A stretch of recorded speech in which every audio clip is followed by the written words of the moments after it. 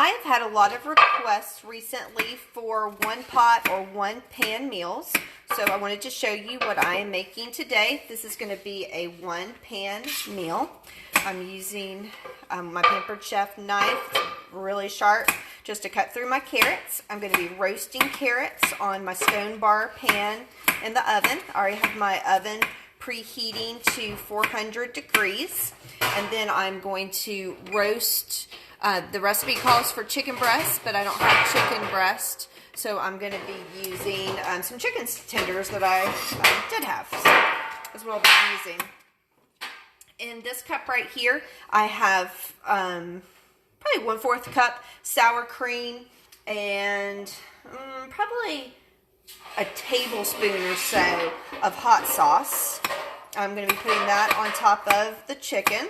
And then in this, these are my silicone cups, and the reason I used this one especially is because I had to melt a teaspoon of butter, so I was able to melt that in the microwave. And then I have a 1/2 cup of panko crumbs, some black pepper, and some mozzarella cheese, and then 2 tablespoons of hot sauce. And so I stirred that in. That's going to coat on top of my chicken. So I'm going to pull out my coating trays in just a moment. So one pot and one pan meals are so great because you don't have a lot of dishes. They cook pretty much hands-free once you get it all going.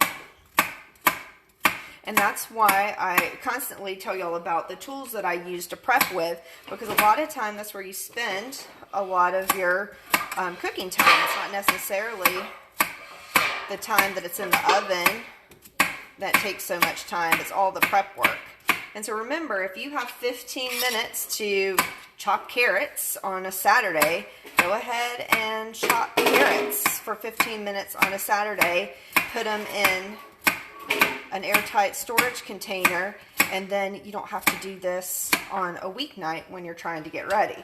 If you have 10 minutes to do something, use that 10 minutes. So just try to think ahead about what you're doing so that you don't get stressed out on the weeknight when it's time to make it. So I'm going to go ahead and throw my carrots onto my stone bar pan. This is back in stock, so if you have been wanting some stoneware, now's the time. I love cooking on the stone because it evenly heats. It gives everything just a nice crisp flavor, and things just don't burn on the stoneware. So there, I got my carrots there. I'm going to use my kitchen spritzer to spritz the carrots with some oil, and then I'm going to salt and pepper the carrots just for a little flavor. There we go. And my salt and pepper's over here. Oh, there's my pepper. Just lightly pepper. Let me grab my salt.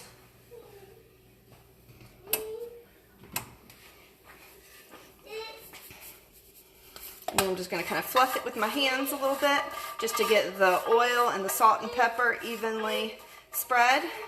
And I'm going to keep it on 1/2 of the pan because the chicken's going to go here on the other side of the pan.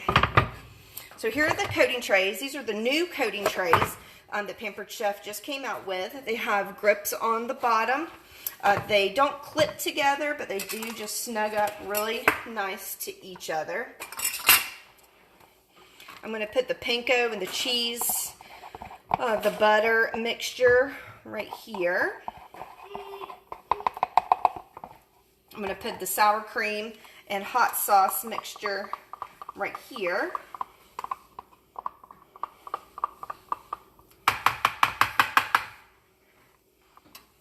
And then I'm going to use this tray over here to salt and pepper.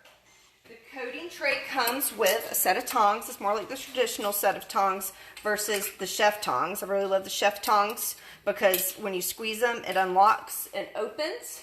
And when you need it to lock, to not open anymore, it locks and then it doesn't pop open on you. So I really like these. But these are the, and these are heat resistant up to I don't know, a lot. They don't melt when you use them to cook, but I can't remember what they're heat resistant up to right now. These are perfect because this lets you get small grippage area. So I'm just going to get these over here into the coating tray. I'm going to check for any fat that I see that I don't want, and I'll use my professional shears or my kitchen shears to cut those off. I already see a couple pieces that I'm not liking. Let's see. Grab these. These are the kitchen shears, so strong they just cut right through whatever you need to cut through, get the fat off. That was like a little, I guess a tendon, since it's a chicken tender. Just gonna cut that off. These will cut through crab legs and lobster tails, so nice and strong. There we go.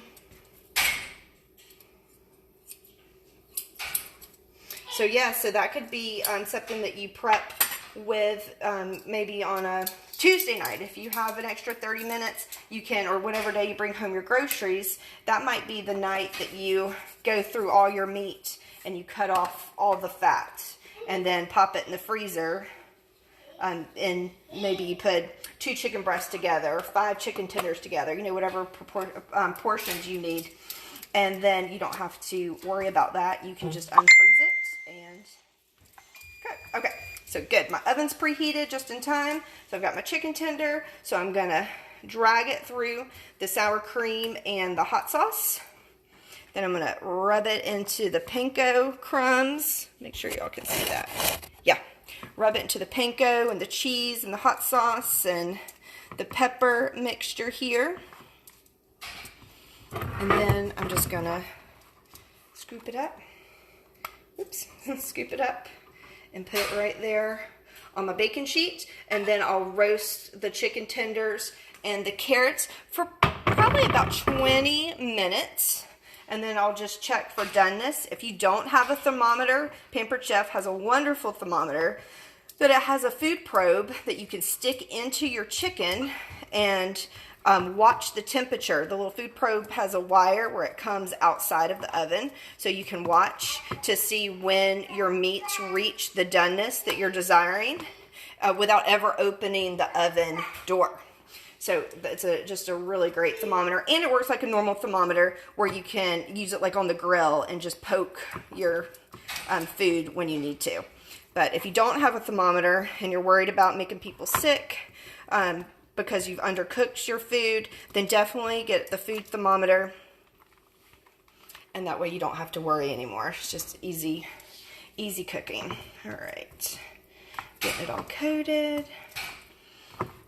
Yep, and then like I said, as soon as I get it done, get this coat on. So this is just a 1-pan meal. All the tools that I've used tonight are dishwasher safe. Even the stone bar pan is dishwasher safe. So after I get done doing all of this, I'm just going to load the dishwasher.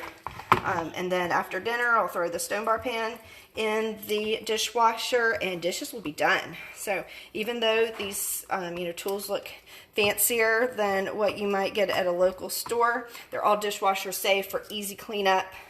So a 1-pan meal, even when you're using all of these accessories, the tongs, the silicone bowls, these tongs, the professional and kitchen shears, dishwasher safe, and the coating trays, dishwasher safe. So thank you for following along. As always, if you have any questions, feel free to message me, and if you're not part of my VIP group, go ahead and send me a message and ask for the link to that. I'm always doing giveaways and games in that group, so it's the Pampered Chef party that just never ends, so join me over there.